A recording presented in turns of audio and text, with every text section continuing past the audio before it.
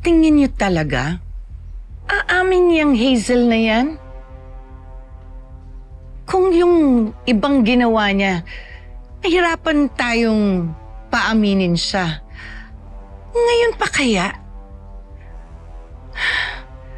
Seryosong krimen ang pagpatay. Pero, hindi kaya boylet yan ng bruha? Diba? Sayang naman, di natin mapintahan kung pogi o tsaka. Ano ba, Ate Didang? Basta malakas ang kutob ko na may kinalaman ng video na yan sa nangyari kay Joel. Kung sana, nakikilala lang natin kung sino ang lalaking yan eh. Sure ako may kinalaman siya sa ginawa ni Hazel kay Joel. Kailan ba nakita ni Joel si Hazel? Sabi niya kasi sa akin, magsi-CR lang daw siya. Sinabihan niya ako maghintay na lang sa sasakyan. Ginawa ko naman. Kaso, ang tagal niyang dumating. Tapos sinend niya na sa akin yung video na yan. Tined mo ko lang nung una eh, kasi nga tinatawagan ko siya. So, between nung time na naghihintay ako at bumalik ako sa loob, doon malamang nakita ni Joel si Hazel at ang lalaking yan. Yung time frame na to, nangyari ang krimen? Kailangan po talaga natin makilala kung sino ang lalaking yan.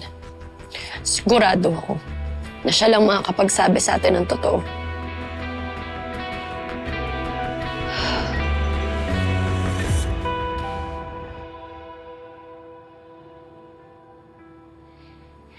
Naaawa ako kay Andrea Manuel. Mahirap na nga yung nagluluksa ka sa taong mahal mo. Tapos, hindi ka pa matahimik dahil hindi mo alam kung anong totoong nangyari. Hindi ako naniniwala ako may kinalaman si Hazel sa nangyari. Kahit yung nangyari kay Andrea at kay Colleen, imposible na nagkataon lang yun. Sorry po. Sorry. Gusto niya po kaming mapahamak? Ganun po ba yun, Tay? Mukhang ganun na nga, Bunso. Ang hindi ko maintindihan, yung nangyari kay Joel, bakit siya nadamay? Naghihiganti ba siya? Hindi pa rin ba niya matanggap na walang kinalaman si Colleen sa nangyari kay Jessica? Oh, posible. Kung ganun, hindi safe ang panganay natin.